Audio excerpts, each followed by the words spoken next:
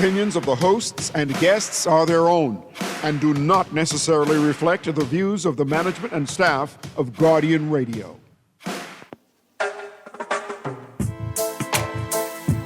La la la la. La la la la la la la la. La la la la. I represent Bahamian people. I from Nassau, Bahamas, big up Dayton, bro. Boy, I from Dayton, bro. Right between West and Augusta, where them two roads meet, they call it Wilkinson Street. Manners and respect was like a sign blank check. It seems the ones that coming after quick to disrespect. You see, this life in the ghetto never easy. So many hungry days break till it grieve me. Way I doing the best I can, trying to turn my dollar to 100 grand. I represent the ghetto people. I from Nassau, Bahamas, big up Dayton, bro. Boy, I from Dayton, bro. Don't take no back talk, no bribe or no joke. If you find fire, you definitely find smoke. Dayton, bro. Boy, I from Dayton, bro. Dayton, I say up and running. Good night, Bahamas, and welcome once again to Guardian Radio 96.9 FM. I am your host, Valentino, a.k.a. Scoochie, Scrooge, or Scroogey, MP, JP. Telephone numbers tonight are 323-6232, 325-4316, 325-4259, and you can text us at 422-GR96. It's a pleasure to be your host on this wonderful Friday. I'm the host of the talk show Inside the Inner City, where we talk about the relevant problems that we face in the country, find solutions, and we talk about invisible stuff. Now, we could say the stuff what I was talking about when I said invisible means the shadows, something that was mentioned by current Prime Minister of the Commonwealth of the Bahamas when it was concerning corruption matters. So this is what I was always telling the general public, the invisible stuff. I really didn't know exactly what invisible stuff, but I know some invisible stuff that had to come to light in order for us to make a change to address the current situation and see where we can go from there. So it's a pleasure to be a host on this wonderful Friday. Again, to all the callers who have been participating in the show over the years, you guys have been doing an extremely great job. You guys also contribute greatly. 52, the rest of the callers just do an outstanding job of letting the general public and the powers to be, which we call the gatekeepers, know that we know what's going on, and we just want the relevant authorities to make the right decision as to find a way to correct a problem that has been plaguing us for many, many years, and probably we would start to see a change in the country, and we would become a stabilized country instead of a conflict zone. A conflict zone, people, is anywhere 100,000 plus people per nation, and we exceed more than 100 murders. At the current pace, we are doing Jamaica, we are doing some of the countries that has millions and millions of people, and we need to find a way. We have one of the highest rape statistics in the world, in a 21/7. We also have high diabetes. Wow, we're one of the most expensive places to live in the world, okay? So there's a lot of things that we're going to have to try and put our attention to in order for us to make that change. Tonight's topic, we're going to talk a little bit about a few days ago, a young lady was attacked from a 41-year-old who followed her from Carmichael Road without provocation. It's just that some people are deranged in this country. We're going to also discuss that and give you the statistics on that. And then we're going to talk a little bit about Junkanoo. I was supposed to have my good friend, the chairman, the newly elected chairman of the One Family Group, Ryan 3579, was supposed to come in today to tell us what are expected of the One Family Group, what changes have they made, how they're going to compete, how things are going on in that particular group, and how Junkanoo itself can actually benefit the community that where most and the most majority of people who are part of the group resides in the community, but they also comes in the community, and to see how we can make it a little more profitable for them. You know, because I'm hearing now that they're going to turn Junkanoo into a monetary fast business. They're turning it into monetary, so I guess they're going to start seeing how they can pay the dancers and the cowbell shakers and those who participate in the Junkanoo parade. So yes, tonight we're just going to talk about, like I said, we're going to start off. Chris, it's possible we can start the first clip off of what's making news in the Bahamas. I think it concerns a young lady, and let's hear her statement or comments that she made, I guess, why she was released out of the hospital or why she was in hospital, and then we go from there. I have to go surgical both of my legs. I cannot walk because of a screenshot. I don't even know. 44-year-old Latasha Roll was distraught as we spoke on the phone today. The mother of two was the victim of a vicious attack that she says was completely unprovoked. In spite of what is going on, nobody rescued me but that gentleman for how long I was underground. Roll says it all started on Tuesday as she was on her way to work as a chef at Margaritaville. She had to catch a bus that day and was walking toward Carmichael Road when a random man made a comment to her. And I said, I don't know you. So he made a remark to me and he said, I look like his wife, or they transform her. That's what this reply to me. I say, sir, I don't know you. I don't know you. Roll, the mother of 14 and 17-year-old boys, says she glanced the man again near to her bus stop. She eventually caught a bus that was headed toward her job. First, though, she had to make a stop at the bank, getting off the 16A bus at the intersection of Blue Hill Road and Poinciana Avenue. What happened next would shock and anger tens of thousands of Bahamians. All I felt is like we got attacked from back on, and I find myself on the ground. So when I turned back, I noticed like the color of the gentleman who approached me to say that looked like his wife, who they transformed. I don't know the remark, but no. And after when I look, I could have heard it just some like he was saying something, but couldn't really understand. But all I was shouting, saying, "Sir, I don't know you. I don't know you. Stop. I don't know you." That's what I keep shouting, saying, and he keeps dumping me, keep pushing me, keep kicking me. Video of the incident shows a man in a gray shirt and long jeans punching, kicking, and stomping Roll. Motorists riding past mostly blare their horns. The person recording the viral video commenting, "Nigga beat the out of this girl." But the man recording doesn't intervene. The violent assault lasts at least 30 seconds on video. Roll says despite her cries for help, nobody came to her aid initially. She says her bus driver stayed in place, but didn't leave his seat. Eventually, a Good Samaritan intervened. And I look back. It hurt me the most that I look back and notice the driver, the bus where it came off, stayed right there. Nobody came out to try even to say, that's just me.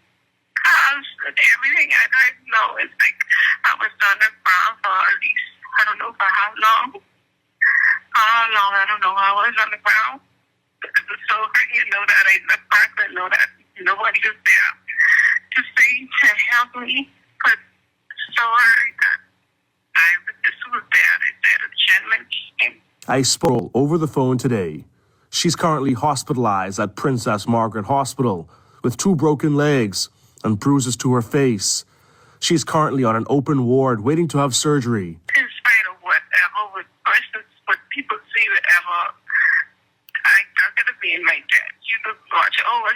being get beat down like that.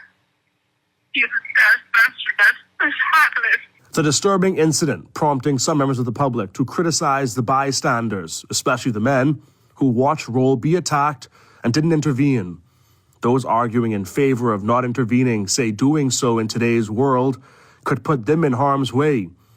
As she speaks to me from a busy hospital ward, mostly away from her family, Roll expressed immense gratitude to the man who stopped her attacker and other members of the public who came to her aid. FDR, I want to thank him wherever he are, because if to me, if he didn't stop him, if that's the case, I would have probably still been on the ground, probably beat the dead. Probably beat the dead on the ground. So I want to thank him wherever the gentleman is. And that's what happened. That I didn't see that coming, because, when your mindset, I really didn't see that coming from somebody unknown who I don't even know. For the Guardian News Network, I'm Jared Higgs. Wow, that's incredible. To the general public, there are many questions need to be asked. There's many fingers can be pointed. And then when you listen to the interview, you could hear very well where she said that she was there for a certain amount of time. The bus that she came off, there were passengers on it. The bus driver was a male, and there were other people who were driving their car, and many people say, well, why are they on their video and they didn't try and help the lady? And then you had a response of persons who were there, and according to the news report, they were stating that in today's world, if you go to help somebody, you yourself can lose your life or put yourself in danger. There's so much going on in our little small country. Even by them saying that, it could be true, because sometimes when you go interfere, just say two people are fighting and you try to stop the fight, the person who's supposed to get injured don't get injured. The one who part in the fight normally, sometimes in most cases, get hurt. And that's why most people nowadays don't like to interfere in the affairs of others, because they really don't understand it. But, that's what our society has come to, Like I said, we are a conflict zone. 100,000 person. With 100 murders per year, we're in a conflict zone. So that means we have a very violent culture in the Bahamian culture. So I'd just like to say this. A few weeks, I think it's about 2 months now, we had a young lady who was 12 years old. She was murdered, she was sexually assaulted, and she was raped. But most of all, she was traumatized during that ordeal. And in the report, neighbors reported of hearing screams for help. And a local pastor was informed, and he himself called the police station to let them know that there seems to be someone in danger in a particular area. He waited for a little while. He saw no police car, so I guess, he stopped hearing the screams for help. And he himself was not going to take the chance of going into an area that is very dark. And if he don't have a firearm or someone to accompany him, he or she themselves could be in danger, put themselves in danger, because you don't know what you're going to walk into. I stated that many people said that if the police, were if they did respond in a timely fashion, that they could interrupt the scene of the crime. Like I said before, it only takes about 1 minute to 2 minutes for someone to assault you, kill you, and could get away with it. Just take a look at the 30 seconds that the woman or the ordeal. It's only 30 seconds, and it seems like that being like an eternity. And you have a guy who, according to the lady, she don't know him like a can of soup. She just was trying to catch the bus from Carmichael Road to go to work. And she decided, that she needed a couple of dollars, so she needed to stop to the ATM. And the ATM was in the vicinity of where she got off.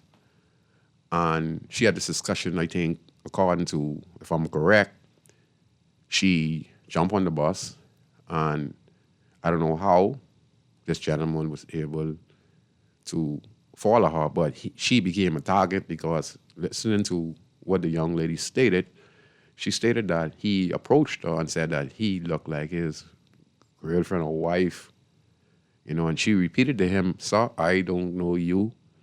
And, so I don't know what you're talking about."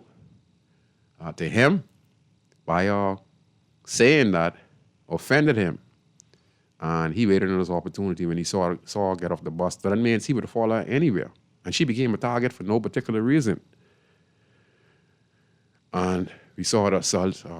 According to the report, she suffered 2 broken legs and fractures to her hand. She maybe got up with some broken ribs. Some facial injuries. So she probably would be in the hospital for a very, very long time. She's waiting to go in surgery. Now, this is unprovoked attack by an individual who they're saying has a mentally health issue, which means that ain't nothing much is going to come out of these incidents besides them going to silence, and then the judge might recommend they get remanded to prison. But if they're a mentally health challenged person, like the 2 individuals who murdered a 72-year-old a few weeks ago and raped her and strangled her, and then we have I think what his age was anyway. His age was like, we had a 20, yeah. And then we had a 25-year-old, we had a 25-year-old who assaulted and murdered a 72-year-old lady from Taylor Street. That's in my constituency that I live in. Far left corner, down from Lewis Street. And then we had a 12-year-old raped, murdered, and assaulted, and traumatized by a guy in his 30s. And I said on the show, before this incident happened and the investigation was going on, I said it's going to be someone who was always a repeated offender who would commit this type of crime. How do I know that? I'm knowing that because I've seen it over and over in this country. People getting released from jail who are doing serious time in jail. They do their time. They're not properly rehabilitated. And then they're put back in the community where they look for victims because they themselves were abused, probably to prison, and they are mentally challenged. And they are roaming our streets. And we have so many of these individuals roaming around our streets. And they can take advantage of anyone they see vulnerable. We're talking old, we're talking female, we're talking kids at the age of 5, 6, 7, 8, 9, 10, 11, 12. When the young lady who was laid to rest last week, condolences to the family and to the community and to the Bahamas at large.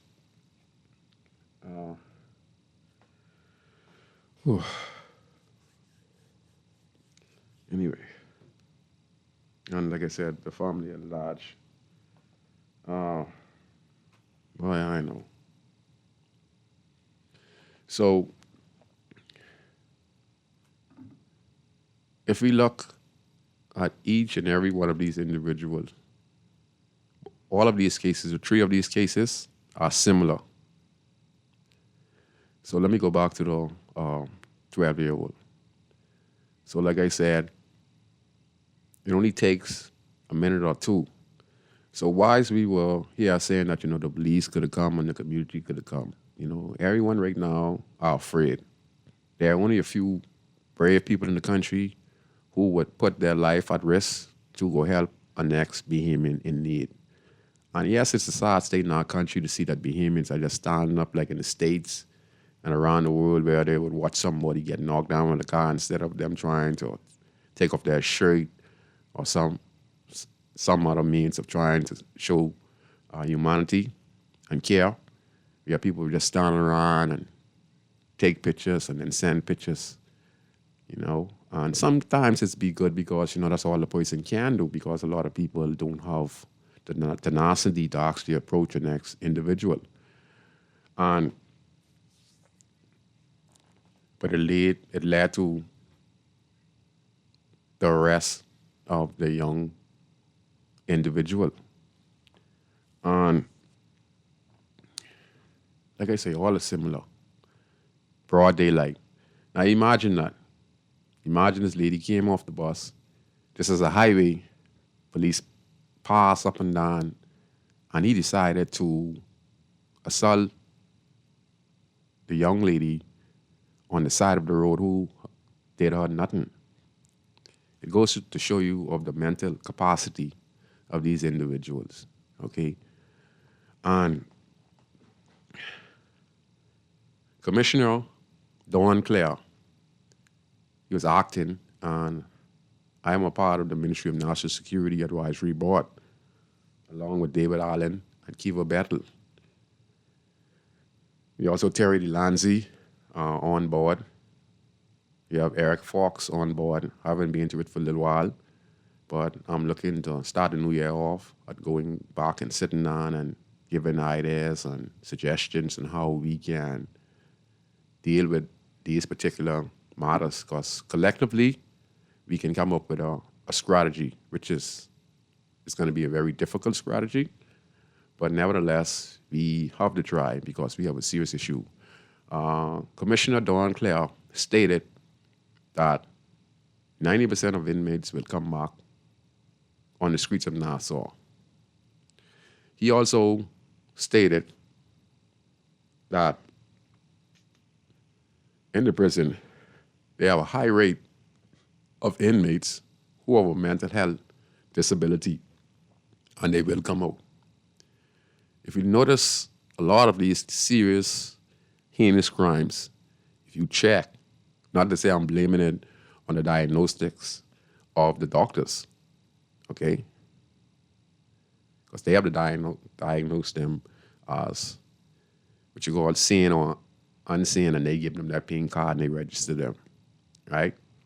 So if we have so many individuals up there, the commissioner of the correctional center is telling the general public what he is facing. He said some things to us in the meeting like, you know, they are very dangerous, you know, they have to do a lot of, you know, programs, and some are very unruly, and et cetera, more like animals. And with that in mind, every so often, we're going to see individuals who would be released from silence, from prison, back in the inner city community where they would look for a victim. We need to come up with a strategy. I don't know what kind of strategy we're going to have to be able to counteract their mindset, because their mindset is quite simple. They look for their target. And when they log themselves on the target, it has to be an old lady. See, they ain't going to attack someone who is rarely they're going to attack a strong lion or a strong woman, you know? They look for the weak and vulnerable, and they take advantage of the opportunity. And like I said, you know, with the 12-year-old, we could have said, you know, the patrol car got to pull up. And no, it only takes, in a situation like that, based on how the evidence was given when it concerns the time frame, and then the commissioner of police stating that, you know, they sent a patrol, and when the patrol went there, you know, you couldn't see a hand in front of your face. So it was very dark. And I think, you know, sorry to say, within that 5 minutes period, where we were saying that, you know, the police could have been there and respond, or neighbors or the pastor could do due diligence and make an attempt to go. Remember now, you're hearing screams, it's dark, you don't have no firearm, there's no one accompanying you, and you can't see nothing. And you want help, but you do the right thing by calling in the police. So we lost a life, and there were many people suggesting this and this and this and that and this and that. Like I said, it only takes about 5 minutes, even less than that, to do a heinous crime. And for the perpetrator to actually disperse from the area very fast and could disappear in the nearby community. Back to the prison. He talks about the fights that happen in prison, the violent behavior. And if we look at some of the cases going back 20 years, you would see that this is a revolving door that happens every year. Sometimes murder, sometimes rape. But we have yet able to identify the problem. And now that we are seeing that most of these individuals have a mental health challenge, what are we going to do with them? How are we going to identify them? How are we going to respond to them? How are we going to be able to put them before the courts, or how are we going to give them treatment? I just do not know. All I know is that we are in serious problems. You're going to have to watch your surroundings. I'd say to mothers, if you have children, and I know it's very difficult because, you're working and you want to leave your children to do their studies and etc. So I would like to say to mothers, walk with your sons if it's late. Let them accompany you to work. Just ask them, son, come go with me, and I buy you some lunch. Just come pick me up from work or walk me to work. And if it's late at night, I'm saying to females, try to contact your family members and let them know that you're walking, and if they could send someone to meet you, because you're going to meet people like these out there. And once they see you, they're going to lock on you, and they're going to make you a target. And the more you scream, the more they believe they have power. Watching the video, you could imagine he was going to eventually kill that lady right there with everyone watching. And he didn't give a crap. But he's a scary little punk, all right? He's beating the woman on the ground. Now watch this. He is so violent. He's kicking her. She ain't doing nothing. Because like I say, she is a prey.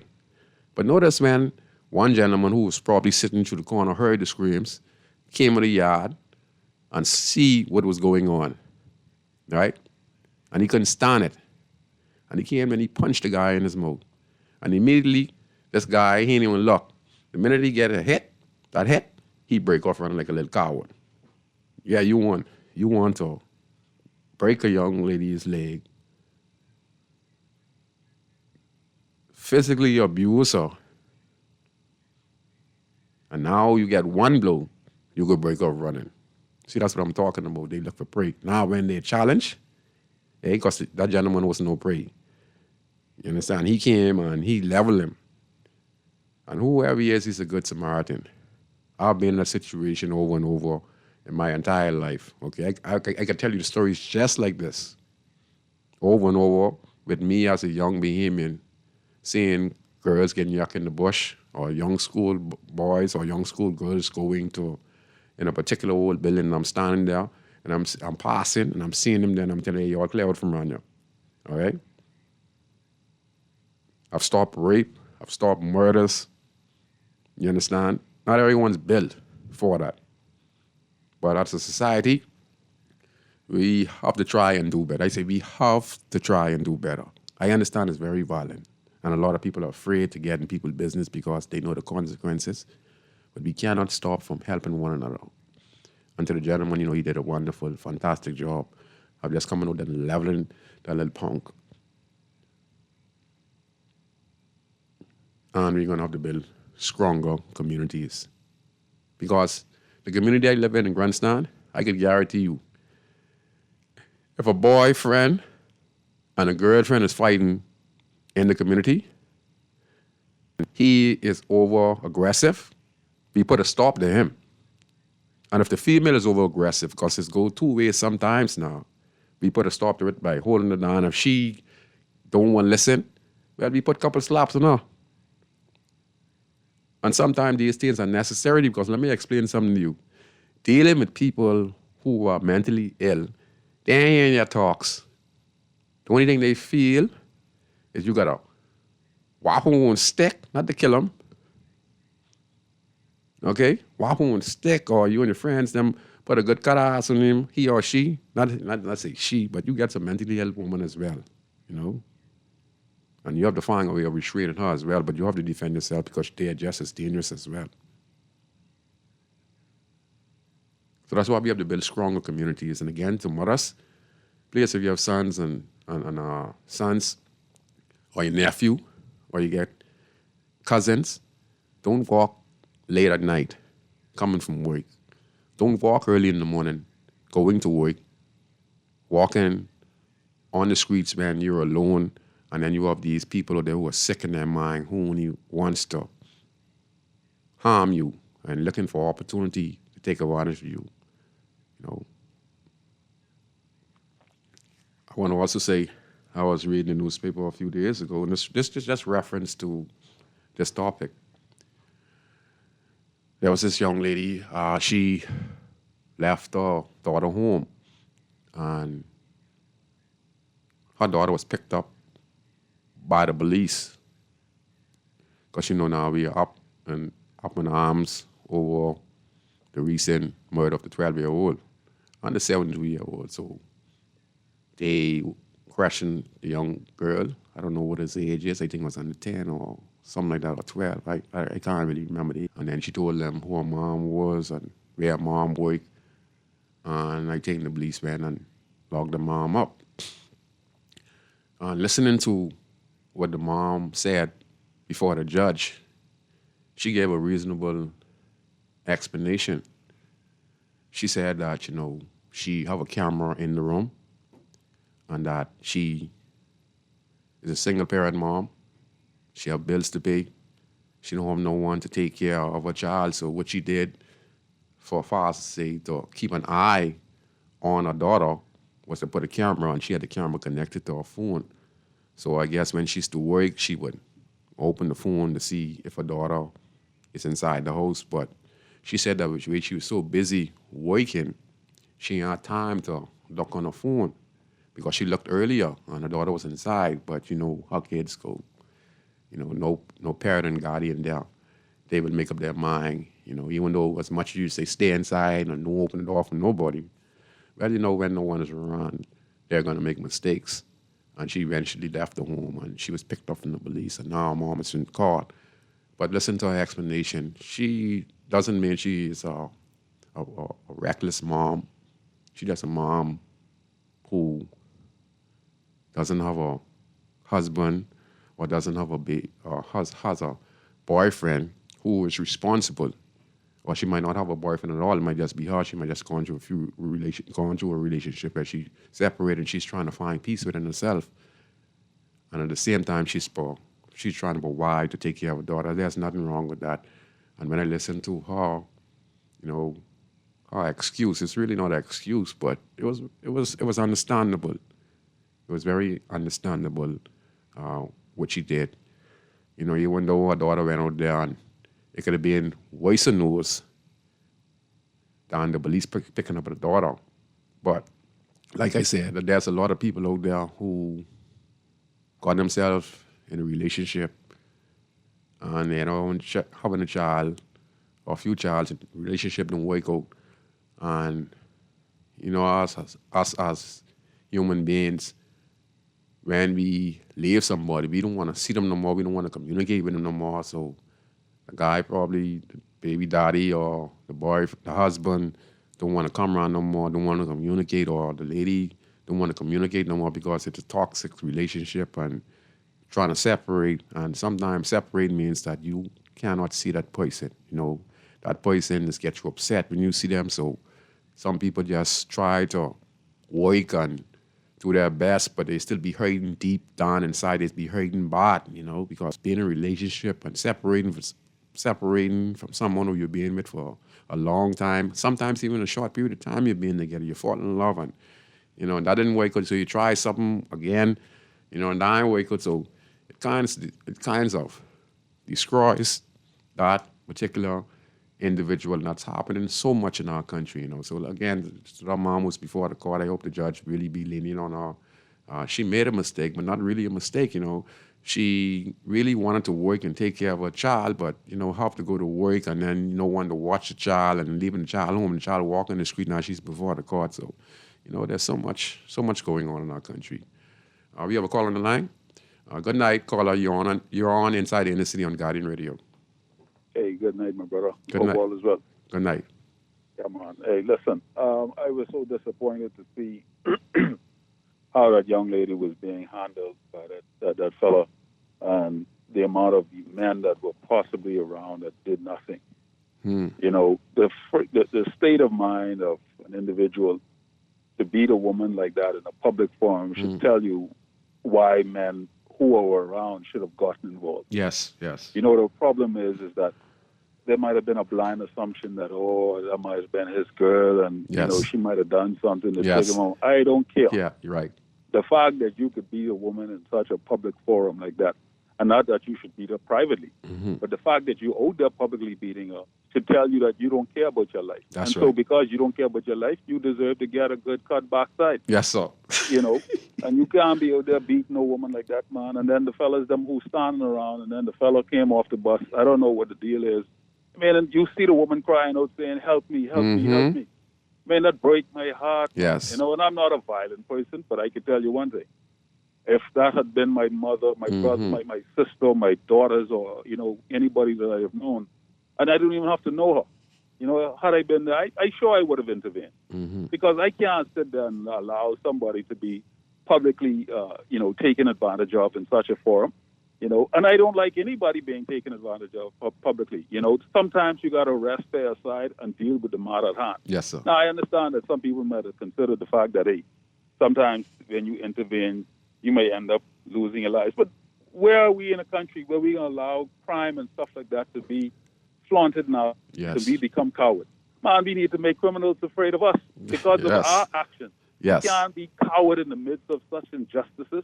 We got to stand up for our people. We got to stand up for what is right. And we got to no longer be cowards in the midst of these types of situations, man. Wow. I was so disappointed and I was so doggone. I mean, even now it still bothers me because, I mean, this woman shouldn't have to have faced that, man. I mean, and all those fellas around, nobody could have jumped in immediately. You know, and thank God for the young man who jumped in, and Yes. I appreciate the fact that he jumped in because that could have been my mother, that could have been my sister, that could have been my daughter. She would have got hurt You know? more seriously than all if he didn't come. You know, and He, was, the he, thing wasn't is, look, he looked like he if wasn't that going to fella stop. take out a knife or a gun and shot her in the head or whatever the Yes. case may be, I mean, and all those who stood there and watched would have been complicit in my view. Yes. You know, but I mean, you know what? I'm so upset about that, and I'm just saddened that the Bahamas has reached a place where we could be watching bystanders in a situation like that, where people could lose their lives so publicly. You know, that's just a shame, and that's a sad indictment on us as a people, man. Yes, sir. I agree with But you. overall, I just want to say too, also, man, good job on your show. You know, I know, you know, I listen to you often, and I hear your background and your story and all that stuff. And you're making positive changes as a young man, doing what you can to ensure that the Bahamas is a better place. And I just want to encourage you to keep doing what you're doing, bro. Yes, sir. Thank you very much, sir. Thanks, man. You did a wonderful job of coming out here and speaking on behalf of the young lady who was assaulted. But you're also speaking nationally for all Bahamians to just don't stand aside and see wicked going on and do nothing. Because one day, it could be you, it could be your mom, it could be your sister, it could be your brother. It could be anyone in your family. You want the kids, you know. So we can't be traumatized of the violent nature in the country. We have to be able to be our brothers and sisters keepers in this country. Because you know who's the enemy? Guess who's the enemy? Wickedness is the enemy. That's the enemy.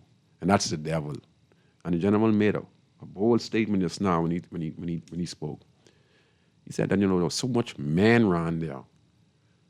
Why did they did not assist, besides the gentleman who probably lives in that community? He probably was sitting down in the yard, smoking a little joint or whatever, and he heard the disturbance, you know, and he came to the aid. So to say, sometimes the people who we call like that, you know, like I say, there are people out there who just have a bad past, but they're not involved in rape and armed robbery and these kind of stuff.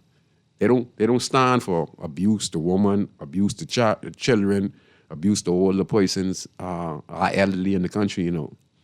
They despise that despite them being a violent person.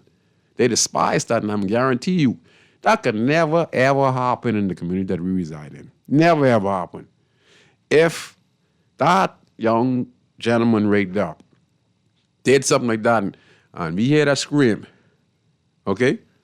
And we hear that scream, we was coming to our aid, and he two leg, and he two hand was break. Because when we check the lady, we had to hold him, and I say, I had to tell him, y'all get a baseball bat.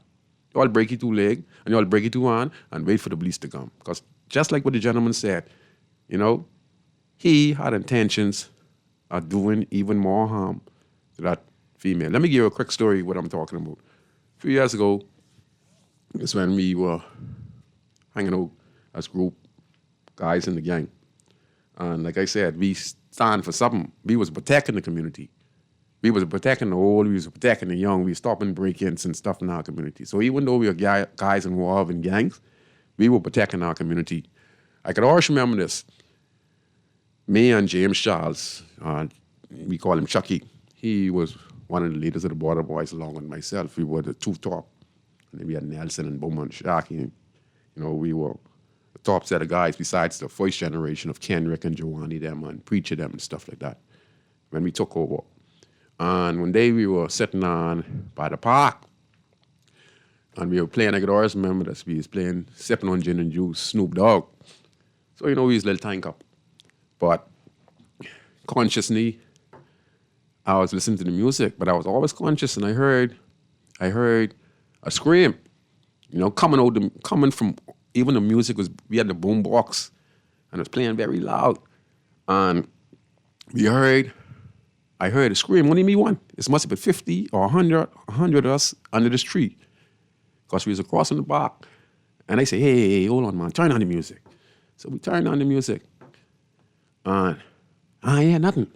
So I said, man, turn the music back up. We turned the music back up. Sipping on gin and way back with my mind on my money, on my mind. You always remember this, you chilling out. So all I listen again, we hear, help me. So I said, turn on the music, man. I said, but y'all listen, man. I sure you all hear something, man. We turn on the music. So we turn it on for a little couple of seconds and we listen. We hear the scream. So when we hear the scream now, I said, but you all hear that? That's someone screaming. So all of us stand up on our legs because we were sitting down, and who wasn't sitting down was standing up. So now we had all these ball of nitrate and 40, everything was 40 youngs, all right? Nitrate and Code 45, Budweiser, they just reached in town. It's the first 40 youngs reaching town, and all the camp was to the distributor. And you know, all the camp was our boy, that's our own boy, late grade all the camp.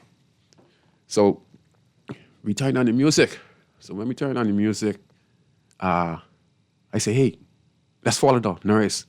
So we get up, we start walking. Now we on Comfort Street, we by the park, and then the nurse is coming down further about 6 houses. And listen, people, 6 houses. I say the music playing hard, but God, whoever open their heart to God, He will let you listen. So we start to follow the nurse, follow the scream. And as we walk, it started to get louder. And then we reached the last house by the pump. This is Miss Brown house. And she was screaming. So, you know, we trying to figure out what's going on. So we stand up in the yard, in front of the yard, and we say, this coming from here.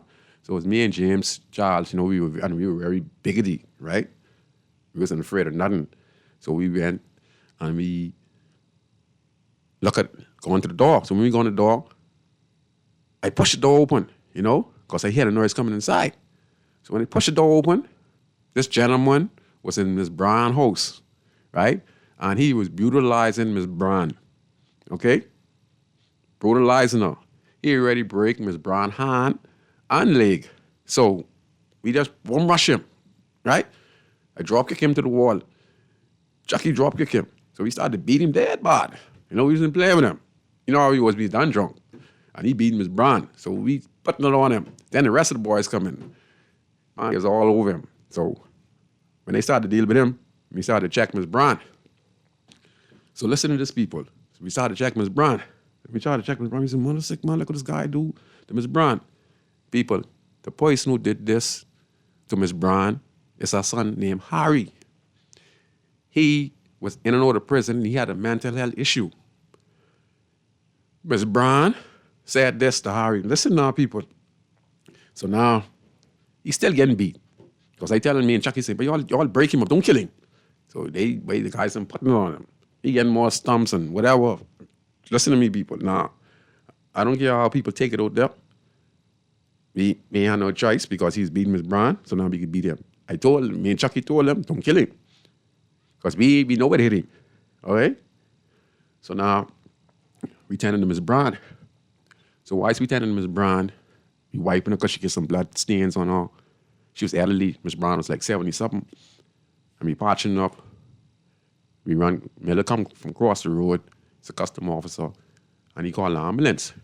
So whilst we tending to Miss Brown, the guy still was dealing with Harry. Because every time some of the guys reach and people reach from the neighborhood, us the neighborhood started to hear what's going on, the yard started to get full, and everyone wanted a piece of him. So we had to keep on saying, y'all don't kill him. Y'all just break him up. Everyone wanted a piece of him. Everyone was getting a piece of him. So Miss Brown said to him, she on the ground, she looked at him. She say, you, Harry? Just listen to this words, people. That's why I was never disrespectful to old people. You? She said, the only reason I ran you, say, your brother Darren just built a house somewhere out South Beach. And he want me to move from here. And the only reason I move from here, because of you. Because I love you. But you, Harry, from this day on, I said, with the woman last sweat in her hand broken. She left her hand. And she said, you, Harry? She said, you, I wash my hand off you. She said, you could walk this road like a dog and you could dead. So now we ready to stand up. Like I say, people still was beating them. So now the police reach. So when the police reach, we these young guys in this gangster area. So the first impression is when they saw us in the yard, we was the bad apples. So the police done come like kind of aggressive, starting to push up on us and us. We know we in the right, me helping Miss Brown out, who's our neighbor, and we love Miss Brown. So we started to stand up, me. I say, officer, what your problem is? I said, why every time y'all come, y'all always think someone always in the wrong? Why you don't just ask some question and see what the situation is? So same time as Brown on the ground, she said, no, officers. Not them. They my boys. She said, they're my boys. She said, no, not them. She said, because she know us. She know me and Chucky by name. She said, Scrooge and Chucky, they come and help me. So they said, Mom, what happened, Mom? She said, that's my son. She said, that's my son. And he is the one who do this to me. So the officer all out. So these young gentlemen around here, they know us too, the officers know us too. But like I said, they was on our trail. Because, we were gangsters, we were shooting guns, we were starving, we were hurting people. You understand, people? So they say, they help you all? So they say, what happened here? She said, that's my son. And he asked me for some money, he won't buy drugs. And I told him no. And he got agitated, right? So the police say, that's your son? Now, mind you, they put them on the scratching now. Just jokey part. So sometimes even the police, listen to me, they are good police, they are bad police, but everyone has feelings. So now they put them on the stretcher, the ambulance reach now, they put them on the stretcher. When they put them on the stretcher, when the police really yell going on, the rest of the police put body, you see what they do to them. But they throw them off the... Hey, Chris, but we couldn't stop laughing because we said, he do it to you, yes, son? And they hear when she tell them, say, he go crawl like a dog on the road. So they throw him off the scratcher and they put a couple of stuff to us. Boy, look, he get cut out of this world. Then he brought us reach. And when he brought us reach, man, they put he got in the ambulance and he two brothers going in the ambulance and he all break up. But what he do that for? Listen, what he do that for? He had up a 2 break leg. Listen to me. He had up a 2 break leg, Chris, and 2 break on. All right? Man, look here. He brought us some reach. They put it on them. Man, they come out and they thank us. They say, man, y'all need anything? We say, no, you all right, man. Man, listen, people, we feel so good. We feel so good. Nothing make us feel so good. And when Ms. Brown tell us, then she say, Scoochie and Chucky. And y'all boys, y'all is good boys. So don't spite what no one said. He say, y'all is my boys, man. Y'all never being disrespectful to me. And she say, I love y'all. And she say, y'all gonna live long. And listen to me, people. Listen to me. That's why I ain't never disrespecting no old person. Remember I tell y'all, she said to Harry that he would walk the road like a dog. Now, Miss Brian Wolf, within a year, right? He went in prison. He ain't come out for a little while because she ain't signing his bail no more. Because she used the same one used to sign his bail. And her sons will always just tell her, you need to stop, mommy, encouraging this guy, and he ain't gonna change. You know, ain't nothing gonna change him, right? So, like I say, that's what they're telling her. Their mom for many years. So she said that she finally moved. She moved. I went to jail. I want to be on the block sitting on Harry come to Comfort Street, going up to the Old City Market.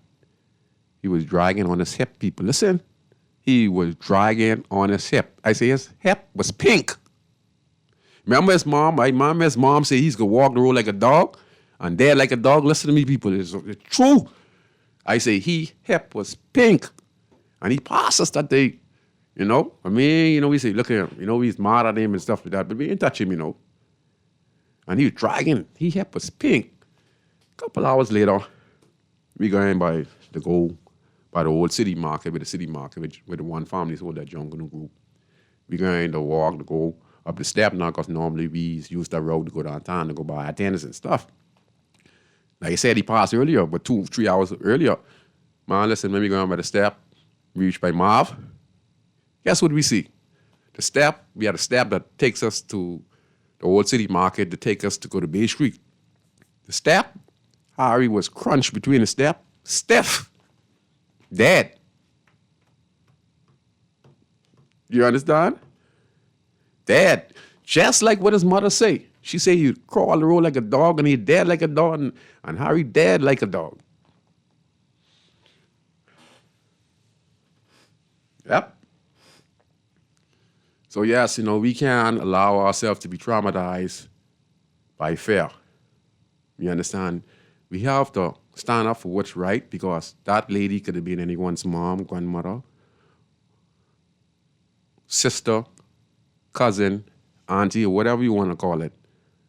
And yes, there's a stigma of it's dangerous out there, but that don't mean you must give up and let the country become a place where there's no morals.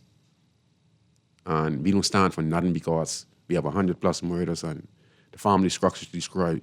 We have to reclaim the Bahamas. And for those who give their comments, as well as the caller who called in just now, he did a wonderful job. And for the young gentleman who put his life on the line to save the young lady from more damage, I want to say thank you on behalf of the Bahamian people, and for any good Samaritan out there. I want to say thank you as well. Okay, Chris, we can play the second recording concerning the Prime Minister's statement on the family values. The judiciary marked a significant milestone on Thursday with the soft opening of the new family court complex on Bernard Road. Designed to handle family and juvenile matters, the complex aims to streamline and strengthen the delivery of justice in these sensitive matters.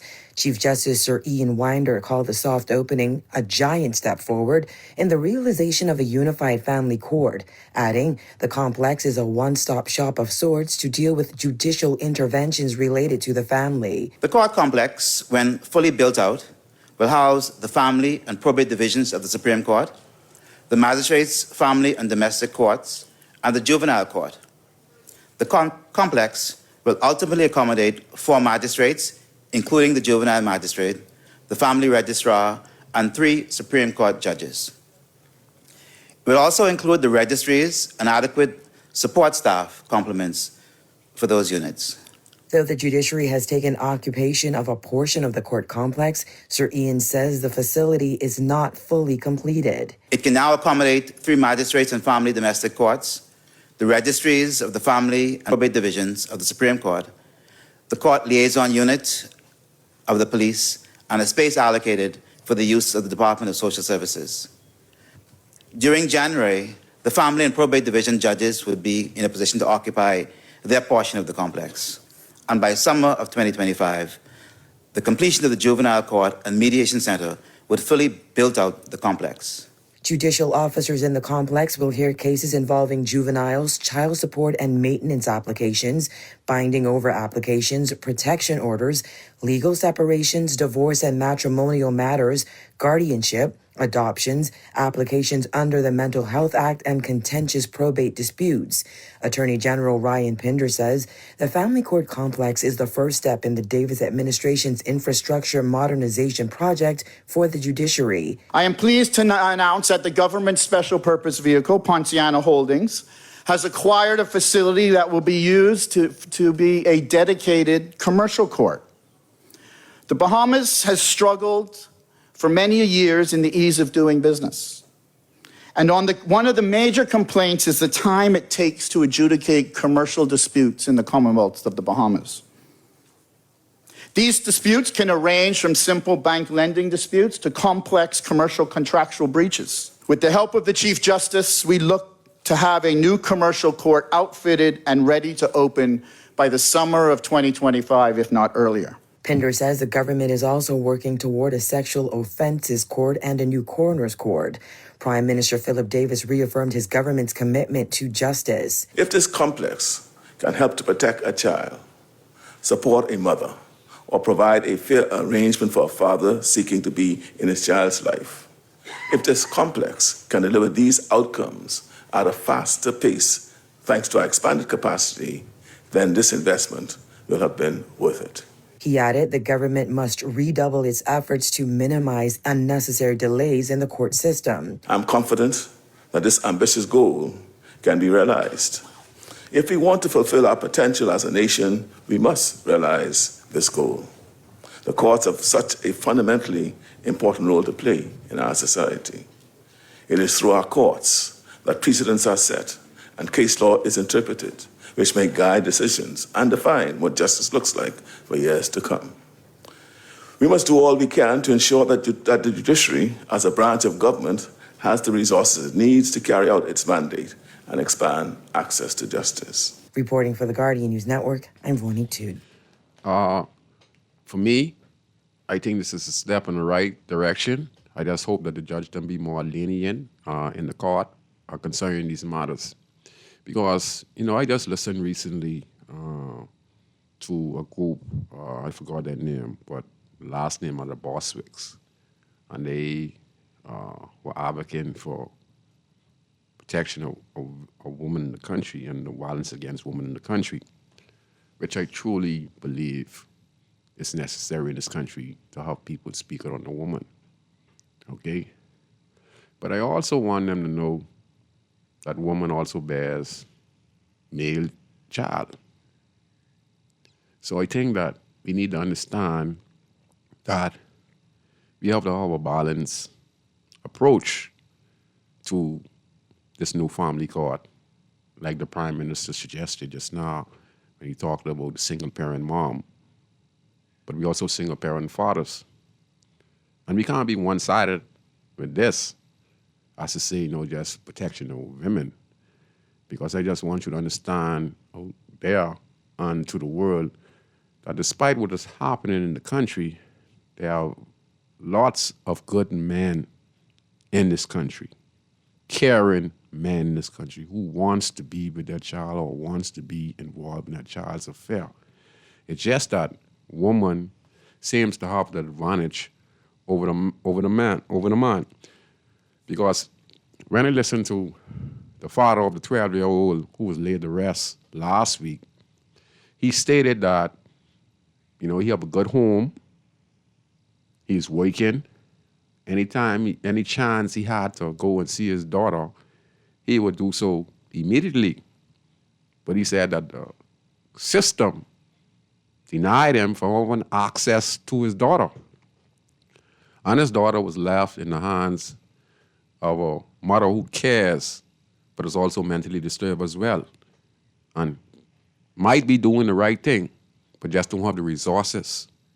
Because in the house, it seems they had no electricity, no running water, and where they lived had no lighting, and was a bushy area. Don't you think the court or the authorities to be sure to take this into consideration and give the father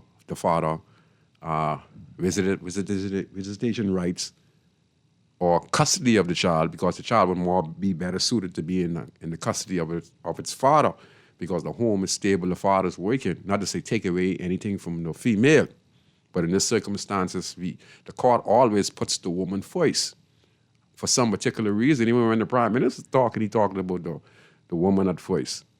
Then he mentioned the fathers. Look at some of the cases that is happening before the courts. Unless the judge, really listens to the whole case file and give the father time to speak, you would see in many of these cases the fathers want to be involved in the child's life, but sometimes the woman themselves want to be spiteful and they want to keep the child and put the father in court for child support. And most of the time the court agrees with the mother. Now we got a lot of no good fathers out there, but we have a lot of no good mothers out there as well who use their child as a bargaining chip. Not all moms now, but the majority of them, when they break up with somebody, and then we have some stink men out there who ain't men. Not because they make a child means they're men. Some of them are boys. You understand? They could be 30 and they're actually 15. Then you have some woman who could be 40 and they are actually 13, because how they act so immature when it comes to their child. Their child is different. It's a two-way street.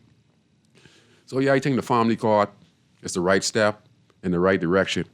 And start believing the man out, man. We always getting targeted, and I listen to the boss. I understand everything they're saying. But don't you think, since the family structure is being destroyed in the Bahamas in the last 50 years, this is the result that we are reaping right now. We have 1,700 young men in prison, and we have more than about 3,000 or 4,000 or 5,000 on bail. Okay? There's no one teaching them, besides some good fathers, some good teachers, some good role models in the country, teaching them about morals, what it is to be a man. Same thing as the females, Because I want to assure you that we have a lot of violent females in the country too. And we have a lot of females who don't even check for their child. So this is a two-way street. The family structure is being destroyed both on the male side and the female side. What we need to focus on is focus on these two together. We just can't be talking about the females and giving the females all the rights and then leaving the man out there and saying that, no, he be a second. We can't be second. We got to be first. Or we got to be equal. Because if you look at the newspaper, you're seeing females getting charged for murder and getting sentenced to murder. We get females driving cars and doing drive-by shooting, or there's the driver. We have females setting up men that get killed who are their boyfriend or their boss. Some of these heinous crimes when it comes to murder are caused by female. In some cases, they force the male to do the crime. So it's a breakdown on both sides.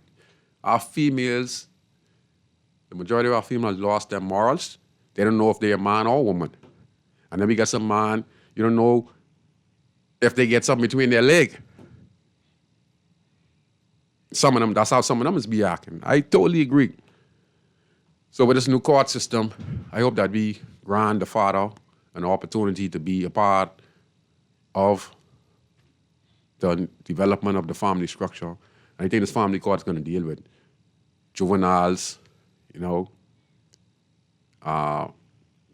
before the courts, and they're going to put social service there. Because when they check many of these cases out, they're going to see that these kids don't stand a chance in hell. Because either parents have no income. Sometimes both parents ain't working. And it's tough.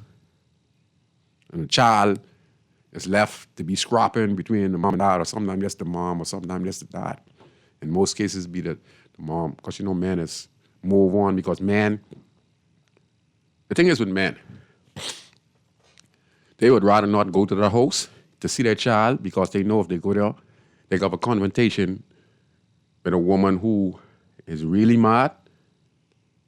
she's jealous, and she's trying to get back, and very spiteful. So most men wouldn't want to go and drop a couple dollars off, to his child, because they just don't want to see the female. Because, like I say, not all the females.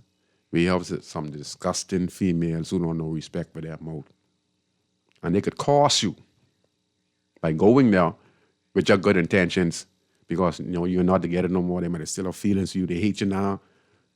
And every time you go there to deal with your child, you're going to have a confrontation. So you say, man, the hell with that man. I go see my child when he going to school, or he or she going to school, or stop by the school, or, etc. Sometimes the fathers don't want to pick up their children.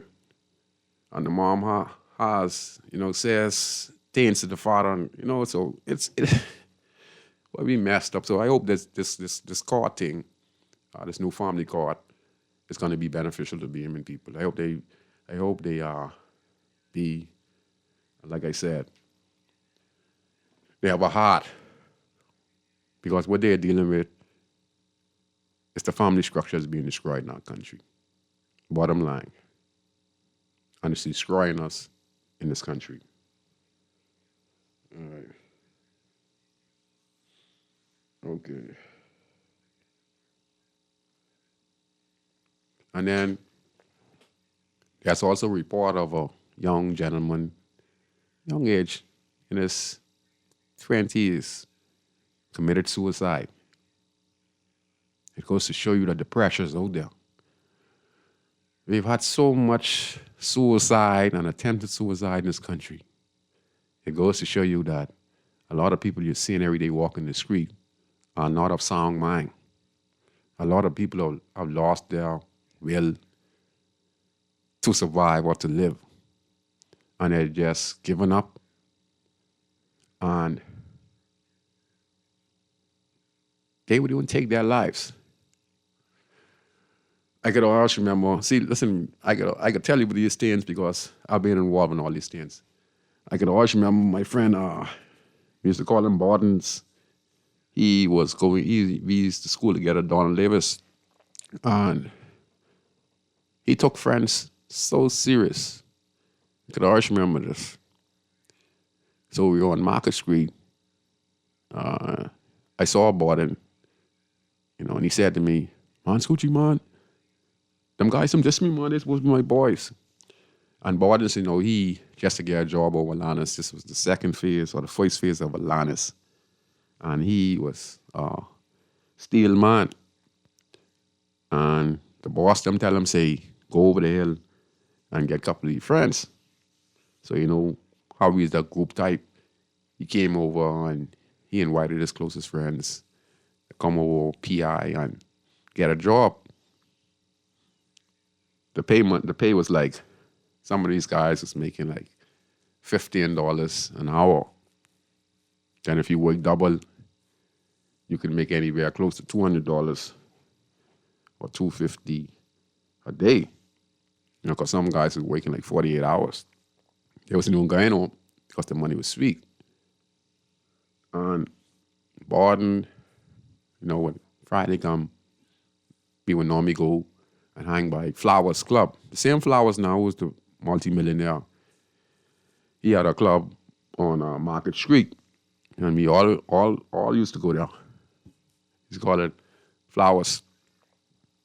It's before he became, like I said, a millionaire. But this way he got a start from, right on Market Street. Close to the Chinese now on Market Street. Across from Ross Corner. That's Flowers' spot. I used to be Flowers' bodyguard. That's how serious it was, me and the wild Fritz, who is now deceased.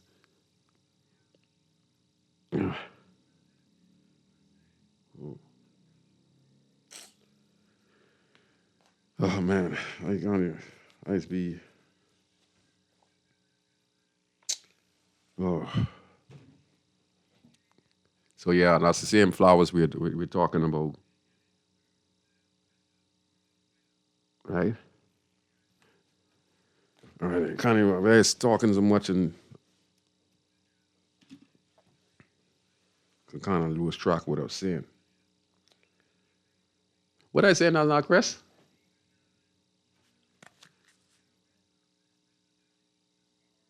I was talking about flowers.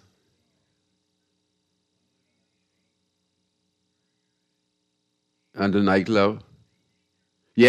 I remember now. Yes, I remember now. I have so many stories, but everything I talked about, I have a remembrance of these incidents. So Borden said, we would normally go to flowers and he would buy us drinks and etc. So this was early that day. So he ended up getting gang off some guys who he knew, and he ran to his friends who he got a job for, and he's expecting them to retaliate. But they didn't rate him. I mean, they rate him like that. When I mean rate him like that, he wasn't one like, even though he was a kind-hearted person, but he wasn't one like who guys to respect like that for them to just jump up and go and deal with the situation, because they knew the guys them who gang him. So there was a stalemate when the guys them met, and they know one another. So he's kind of upset. He's saying, man, y'all supposed to be my boys and stuff like that. Y'all watch me get gang. I get y'all job this and I get y'all job this and I buy all this. And when he go downtown, he'd buy them tennis and stuff like that from Huffs and Sons and stuff like that. Not me, even though he respect me, but he was more cooler with them. So anyway, he was very mad and angry. So he pushed them aside and said, I ain't y'all no more, but y'all ain't my boys no more. So he ended up talking to me. And what he said. He said, man, these are my boys and things, man. He had a problem with his girlfriend. You know what this guy said? Listen to this guy said, Chris, this happened for true. All this, everything I tell you, all is the truth. I never lie about nothing. Because I wouldn't have been on the radio if I was a lie. I don't lie. Even when I was on the street, anyone going to tell you I don't lie. I tell the truth. He tell me he going to jump off the bridge. Right? So I said, Chris, man, that's what his name? What they call it? Borden's? Yeah, his name Borden. His name Chris too. I say, no, man, what you mean jump off the bridge? What you going to jump off the bridge? Man, this guy's 17, it's money, big boy. This guy is crying, he take friendship serious. You don't believe this. I say, man, no, man, Borden's man. So he asked me, you want to buy you something to drink, my big brother? You used to the one who diss me and things like that. And he is, walking up and down, static, right? And I try to calm him. I say, man, Borden, man, you don't think like that, man. He said, well, anyway, big brother, you want some drinks, so we hang together for an hour, I'm going to listen. I listen to the news at 7. And I listen, the news report say a young gentleman was on Paradise Island Bridge and he jumped off the bridge. And then the next morning, they find his body. All his boys who he was with come to me, because all this is dying together. And they say, you see, Borden can't commit suicide. Why? Pure pressure? You know what it's to take your own life? You know what it's to go on the bridge? You know what it's to go, and this is what he said. Why the bridge? Why I won't go off the bridge or go off the tower? Why people just pick these things? And he said the bridge, Chris, and he ran out there and he jumped off the bridge. And when I listened to the report and the news, we is dead. We is sad as hell. Now we have this young gentleman, he committed suicide. What drives an individual to commit suicide? I know in some cases, some people find what they end up getting sick. Some people can't deal with the fact that their wife is cheating on them or their girlfriend is cheating on them. The same thing with my cousin who went overboard with 3 children. And I called the Wild Fritz, who I said is also deceased. His sister, the Wild, who I talked about earlier, who was Flower's bodyguard, he's deceased now as well as his sister. His sister committed suicide on where it was, Montague Beach. That was the lady who went over the car about 15 years ago. And I think it was 2 children or 3, I can't remember, 2 or 3. I can't remember. Beautiful. Becoming a PE teacher. And she committed suicide because she meet her boyfriend cheating. And she killed her and her children. You understand? So sometimes when we broke people's heart, they feel like the world has come to the end and that there's not going to be no tomorrow. And they get in a demonic stage where life does not mean nothing no more.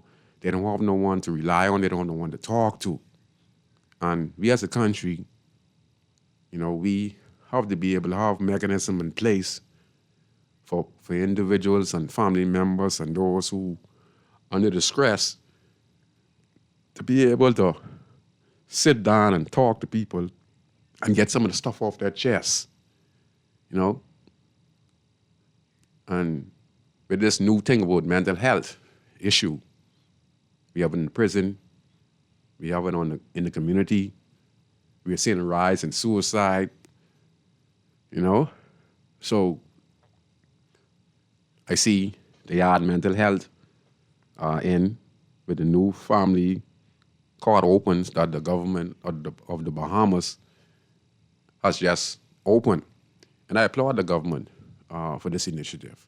Now, we are still mad at the government dealing with the corruption, but the government for 2 more years and maybe more years, but they're still doing their job. As to say, they are trying to put a mechanism in place for the Bahamian people. And this is a step in the right direction because the new family court also could understand what's going on with the child, with the mother, with the father, and see if we could put them in more caring home. They also talk about adoption. Again, I was adopted by my grandmother. And my brothers and sisters, I've come from this. I had a brother, a sister, and his girlfriend. And my sister was 8 to 9 months pregnant. And my brother, who got killed in a tragic event as well, his girlfriend was 2 to 3 months pregnant. So overall, we lost 3. We lost my sister, my brother, his girlfriend. My sister was pregnant, and my brother's girlfriend was like 2 to 3 months pregnant. 2 of them were pregnant. One was getting ready to conceive. And my mom was on crack cocaine, so my grandmother took me at an early age from I was a baby. And my grandmother couldn't take my brothers and sisters who came after me. That's like 4 years after me. And social service came in, and they took my brothers and sisters because my mom was, call it community right now, my mom, she was an unfit mother. My father was in prison. So the state came in and took my brothers and sisters, and they were end up being adopted. And my sister was had an interview with me about a year ago, and she's living in Miami, Florida. And I haven't seen them in years. Besides when we reunited about 10 years ago. And like I said, so once we get reunited, in about 2 years, my brother and sister was dead.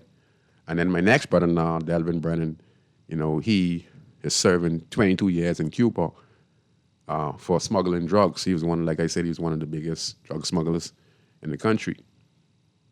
Now he's spending 22 years in prison, but they reduced it now to 6. So all I'm saying is this. This was going on a long time. I was a part of it, and there's so many families a part of it. My mom and my father were not there for me. My mom was unfit, and to me, she had a mental health issue as well. Even me, because I was a drug baby, and I had to wake myself out. Because in my mind, I was so violent, I wanted to hurt people, and I was hurting people. And all I was into violence, but as I grew, and I see that there was more to life, and I met some important people in the Bahamas, and they changed my life. Met Sir Lyndon, and I started to meet people in high society. Then I watch and learn on how they were doing business and how they were talking. And I said, wow, I wanted to be like that. Yes. Okay, we're going to take this call. Caller, you're on Inside Inner City. Sorry for taking so long. Hey, no problem, man. Scrooge, I read you listening to you, man. Enjoying the show, brother. Yes, sir. Hey, one thing about you, though, Scrooge, you talk reality and truth, brother, man. The kind of way you really bring some things that highlights some of the real deeper problems we have in society that people ignore, that the law ignore, that the government ignores to the point like there's no measures being put in place to educate us or to teach us that we live differently to prevent these things. Yes, sir. You know, that kind of way. It seems as if all they want to do is put in things to deal with the symptoms as opposed to dealing with the root. Yes. You know, like as if they're trying to manage the problem. You're You right. know, we need to try to get rid of the problem. Get rid of the not manage problem. it. You know, that kind of way. Yes, sir.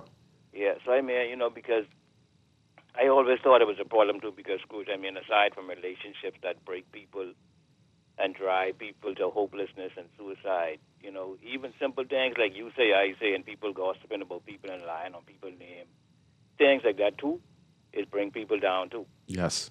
You know, that kind of way. People can't deal with the lies and the negativity and injustice. You see, because it's people they just want to get that they want to get justice. You know, that kind of way. People feel as if they were wrong and they want to get justice. And as long as if we had avenues available in society that allow people to deal with these things, it wouldn't be such a problem. But like I say, what we need to do is we need to try to structure our society in a way that we don't have these issues. Yes.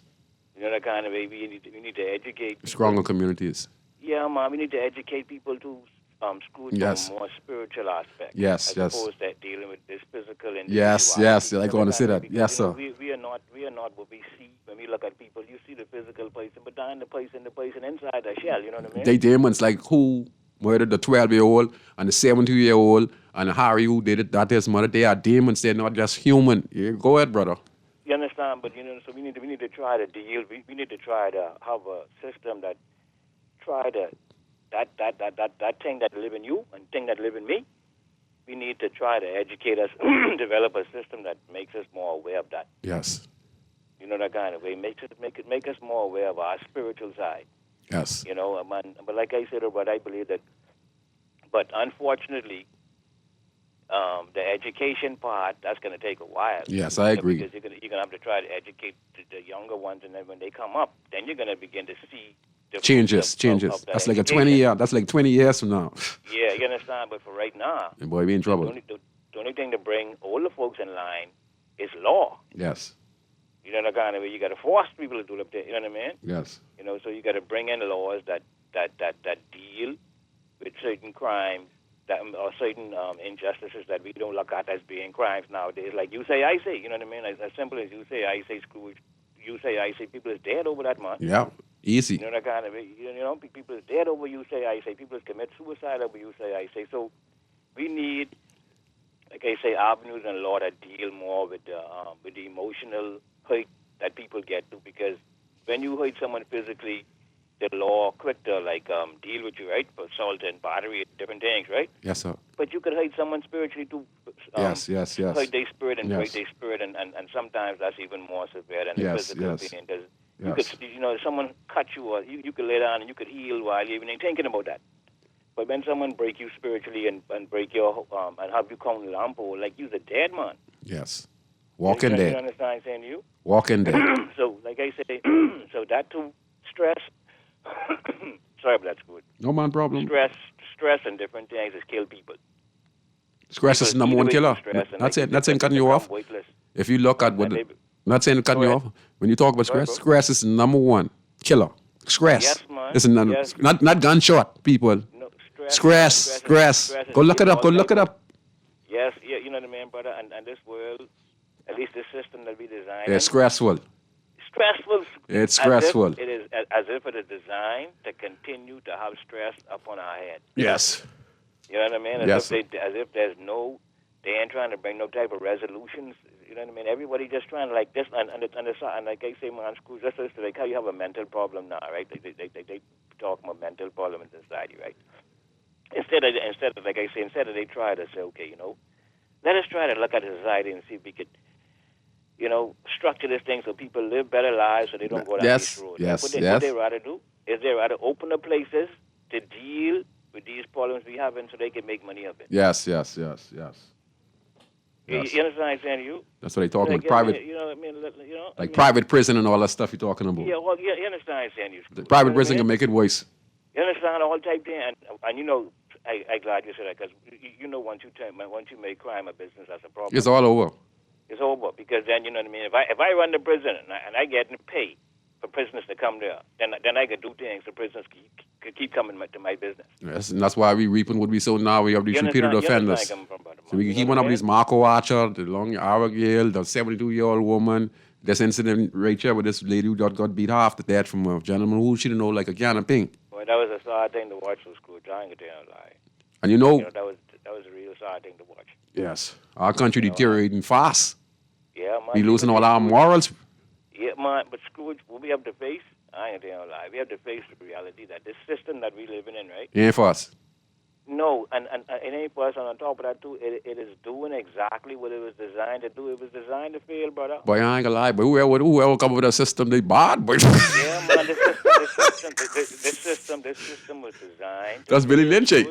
That must be Billy Lynch. That's the Billy Lynch syndrome, mate. Man, on a larger scale, yeah. This Billy Lynch syndrome, brother. Man, because Scrooge, they have a bigger plan in store. Destabilizing. Yeah, they have a bigger plan in store. You understand? Yes, sir. And when you see they get their bigger plan in store and they in power, then they can correct everything. Then they can put everybody in line. You understand? But for right now, they want it fall to pieces. You understand what I'm saying? But you know what I mean? This system that we living in is designed to fail. But like, I remember, I glad to hear the kind of conversation you having, brother. And as human beings, we need to start to consider the human inside the being. That's right. Stop. Yes. You need to consider the people, man. Because you can't just look at someone and assume them. You know what I mean? You have to sit down and talk to people and find out where they are inside their mind. Because like you said, Scrooge, you could have people dead old, 50, and they could be children in their mind. That's right. You know what I mean? But and vice versa, you could have someone who's really young and they could be really mature in their mind. That's right. That's right. You understand? Yes. So you can't just assume that everybody, and I think that's a mistake that we make with the older folks. Yes, yes, sir. Yes. Yes. Give them the benefit of the doubt to believe that they're so wise, and they know so much, and so we kind of like take what they say. But when you sit down with them and you try to have a deep conversation, even on the things that they believe, and even on the things that they accept, they can't explain it. No. All they are a product of tradition and following people and before them. Yes. You understand what I'm saying, you Scrooge? Yes, sir. And see, and that taking us back, because then the further back you go, when you go to my Grammy, she follow her Grammy, and her Grammy follow her Grammy. But then, like I say, we all go back to one time when we was in slavery. Mm-hmm.